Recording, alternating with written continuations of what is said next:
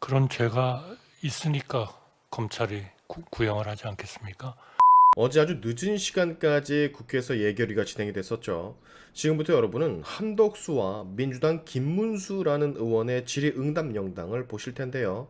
썸네일의 문구처럼 한덕수의 쐐기 발언 역시도 포인트지만 사실상 이 영상의 포인트는 저 민주당의 초선 김문수라는 사람의 얼토당토 없는 헛소리입니다. 처음부터 끝까지 마치 이재명의 변호인이 나와 국회에서 호소를 하듯 이재명 변호만 하다가 들어갑니다.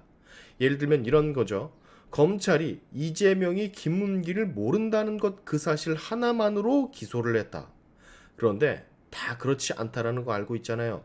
그거 하나 때문에 기소가 된 게 아니라 경기도 국정감사에서 백현동 한국식품연구원 부지 용도 변경 의혹과 관련해 용도 변경을 요청한 국토교통부가 직무유기로 협박을 했다라는 발언 때문에 난 어쩔 수 없이 용도 변경을 한 것이다 라는 이 발언 때문에 실질적으로 기소가 된 겁니다. 모르는 국민들이 이 국감 영상을 보면 저 간악한 이재명 옆에 간신배 김문수라는 사람의 말만 들으면 김문기라는 사람 하나 몰랐다고 고고로 기소를 해? 검찰 이상하네? 라고 생각을 할 거예요. 아주 못된 짓을 하고 있는 이재명의 홍위병이죠. 그 사실 하나만으로 기소를 할 수도 없을 뿐더러 했다라고 하던데 마치 증거도 없이 증거 많습니다. 당시 국토교통부 직원들 그리고 경기도청 직원들이 이미 다 불었어요. 증언을 했다고. 국토교통부가 협박 같은 거 용도 변경 압박 같은 거 한 적 없었다고. 근데 이 새끼는 국회 단상 앞에 서서 너무도 뻔한 거짓말을 이재명 하나 보호하겠다라고 개소리들을 계속해서 짓거리고 있는데 제가 보다가 기가 막혀서 간신배의 전형은 그냥 저런 사람이구나 라는 걸 느꼈다니까요. 거짓말을 근거로 선량한 이재명을 검찰이 그냥 기소했다라 비유를 하던데 슈박 이재명이 선량하다는 소리는 제가 살다가 처음 들어봅니다. 선량이란 예병할 거 선량이란 단어가 기분 나빠하겠네 진짜로다가. 여튼 김문기 몰랐다라는 것을 진짜 이재명 변호인이 등장한 건 마냥 계속해서 변호를 하거든요. 이재명은 진짜 몰랐다고? 얘가 대체 왜 이렇게까지 예산안 종합정책 질의까지 나와서 이런 오바를 하는지 모르겠는데 영상 보시는 여러분들도 아마 느끼실 거예요. 이런 애들이 진짜 간신배라고 불리우는 애들이구나. 이런 애들 때문에 이재명이 저렇게 건재할 수 있는 거구나 하고 지금부터 보기에도 역겨운 이재명 비호만을 시전하는 민주당의 초선 간신배 김문수라는 사람과 택도 없는 소리 말라며 죄가 있기 때문에 증거가 있기 때문에 검찰이 기소를 한 것뿐이라고 되받아치는 한덕수 총리의 영상 같이 보고 가시죠. 야당 대표나 그의 측근들 그리고 야당 인사들에 대해서는 다른 범죄자들의 수사 기소, 봐주기 등을 대가로 객관적인 증거도 없이 다른 범죄자들의 거짓말을 유일한 단서로 많게는 일주일에 2번에서 4번까지 법정 재판을 받게 하고 있습니다. 이를 법정연금이라고 합니다.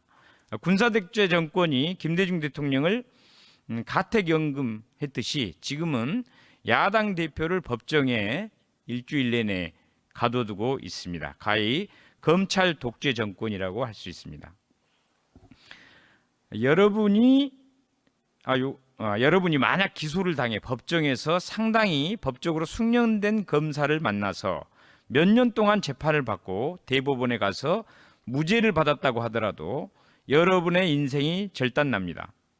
판사가 마지막에 무죄를 선고해서 여러분이 자유로워지는 게 아닙니다. 여러분은 법을 모르고 살아왔는데 형사법에 엄청나게 숙련된 검사와 법정에서 마주쳐야 된다는 것 자체가 재앙입니다. 검찰의 기소라는 게 굉장히 무서운 것입니다. 그래서 함부로 기소하지 않고 기소해야 될 사안을 봐주지 않는 것은 정말 중요합니다. 총리님 요거 혹시 누가 얘기한지 아십니까? 네, 잘 모르겠습니다. 네. 그리고 알고 싶지도 않습니다. 그래. 아까 이제 그런 태도 얘기를 계속 했잖아요. 이게 제가 이제 교육위원회다 보니까 이제 학생들이 이런 걸 보고 있을 텐데 좀 물론 이제 저도 예의 바르게 하고 또 설득력 있는 얘기를 잘 해야 될 거라고 보고 그런 마음을 갖고는 왔고요. 또 우리 공직자 여러분들도 대답하실 때 이거 어린 학생들이 보고 있거든요. 그러면 총리님이 저렇게 대답하면은 학생들도 선생님이 이렇게 뭔가 질문을 하고 대답하면 저렇게 그냥 대답하면 된가 보다. 이게 배울까 봐 너무 걱정이 됩니다. 그러니까 어린 초등학생들이 봤을 때 참 예의도 바르면서 바른 말씀을 하시고 배울 게 많구나. 그런 느낌이 들도록 우리 공직자분들도 좀 대답을 해 주시고요. 저도 혹시나 제가 그렇게 잘 못할 경우에는 저한테 꾸짖어 주시고 지적을 해 주시기 바랍니다. 예. 윤석열 대통령 왜냐하면요, 저는 그런 그 공직을 맡은 검사 거짓말 단서로 그 선량한 국민을 법적 연금 상태에 두는 그런 검사는 우리나라에 있지 않다고 저는 생각합니다. 네.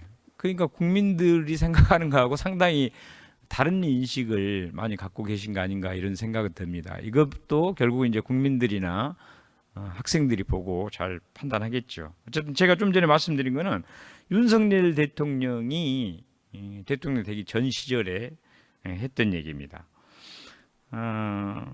SBS 앵커가 김문기 처장은 개인적으로 시장 재직 때 좀 아셨습니까? 이렇게 이재명 그 후보에게 물어봅니다. 그러니까 이재명 후보가 제가 시장 재직 때는 몰랐고요. 하에 직원이었으니까 이렇게 대답합니다.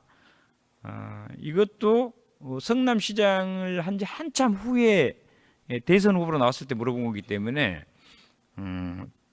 좀 오래된 시간이 지났을 때 얘기입니다.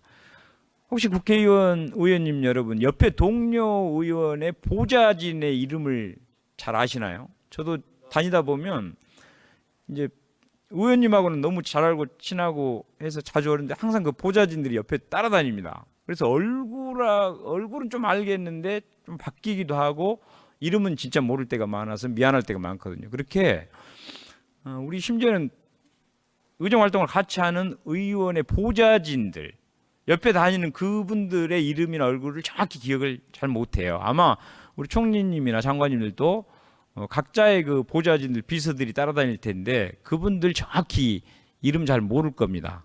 얼굴도 그렇고요. 그래서 실제로 그 시나 도에서 이렇게 근무하고 뭐 공직자분들이 저보다 더 잘 아시겠네요. 한 1,000명, 2,000명 정도 되는데 직접적으로 바로 자기하고 매주 회의를 같이 하는 정도로 되는 뭐 부시장, 국장 정도 과장 중에서도 이제 좀 핵심 부서에 있는 분들 회의 자주 하는 분들 말고는 같은 5급, 4급 기초자치단체에서요. 저도 이제 구청장 비서실장을 하면서 좀 그런 경험을 해봤는데 실제로 이름하고 이렇게 잘 알기가 어렵습니다. 더군다나 몇 년 지난 다음에 물어보면 정말 알기가 어렵습니다. 그래서 나중에 보니까 얼굴이 생각나기도 하고 또 이름하고 천천히 생각해 보면 생각이 나기도 하는데 갑자기 어떤 방송에서 아니면 이렇게 청문회나 토론에서 갑자기 누구 하냐고 물어보면 실제로 정확히 기억이 안 나서 잘 모르겠네 이렇게 대답할 경우가 있거든요. 근데 이걸 가지고 지금 검찰이 징역 2년 구형을 때렸습니다. 상식적으로 이해가 되십니까, 총리님? 그런 죄가 있으니까 검찰이 구형을 하지 않겠습니까? 그야말로 헌법 법률에 대해서 누구보다도 잘 아는 사람이고 그런 것도 또 다 그 마지막 판정을 하는 판사와 같은 그런 또 전문 법률 전문가 앞에서 하는 걸 텐데요. 그렇게 의원님 걱정하시는 것처럼 엉터리로 하는 사람이라면 그런 분들이 그런 그 검사로서 소위 앞으로 존립을 할 수 있겠습니까? 맞습니다. 저는 그런 국민들은 절대로 그렇게 생각하지 않으리라고 네네. 생각합니다. 그러니까 저는 그런 검사들이 과거 이승만 독재 정권 때나 전두환, 노태우 그럴 때만 그런 분들이 있는 줄 알았거든요. 그리고 민주화된 이후에는 당연히 상식에 근거해서 또 법을 공부를 많이 하신 분들이니까 당연히 좋은 법에 따라서 할 줄 알았는데 제가 최근에 느끼는 경우는 오히려 그거를 많이 알기 때문에 악용을 해서 일반 국민들이 잘 모르는 사이에 더 나쁜 짓을 한다는 거. 그리고 머리가 좋고 공부를 자꾸 많이 한다고 해서 이게 도덕성이 없을 때는 더 나쁜 짓을 한다는 경험을 너무나 많이 하고 있습니다. 그리고 저는 이제 그렇게 생각을 하고 있어요. 근데 총리님은 뭐 그렇게 생각하지 않는다니까 그것 또한 국민들이 판단할 것이라고 생각을 하고 있습니다.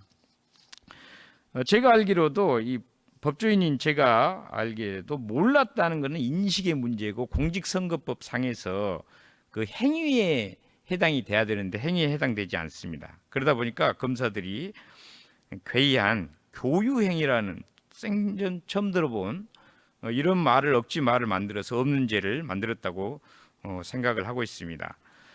그런데 알았다는 증거를 검찰이 뭔가를 만들어내야 되다 보니까 표지가리를 하는 증거물을 하나 만들어서 제출합니다. 해외 출장 관련 명단에 김문기 씨가 없는 처음 문서에는 이재명 당시 시장이 서명을 했지만 정작 김문규 씨를 포함한 나중 서류에는 이재명 당시 시장이 서명을 하지 않고 아마 부시장이나 국장 전결로 한 것 같습니다. 그런데 검찰이 어떤 증인에게 표지가리 수법을 씁니다.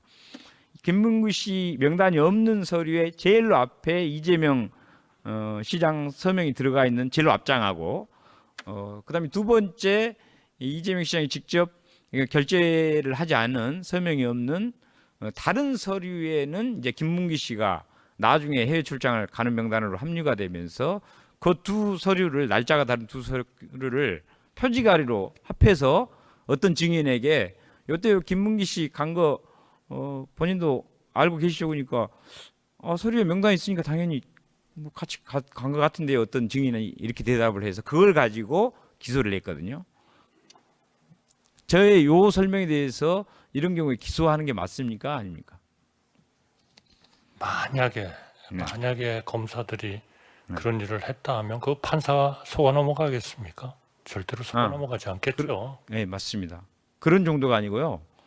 일반 행정공무원이 이렇게 그 서류를 속여가지고 조작을 하면 어떻게 돼요? 어떤 정도 처벌을 그걸 받습니까? 속였다는 거를 의원님께서 어떻게 아니 만약에 저는 참 궁금합니다만 네, 그러나 하여튼 그렇게 여기 말씀하시니까 대한민국이 그 정도 수준은 아니다. 저는 아니 그런데 만약에 이제 이렇게 했다면 어떻게 될 것 같습니까? 제가 뭐 그 당사자도 아닌데 전제를 가정해 가지고 제가 판사도 아니고 어떻게 판정을 하겠습니까?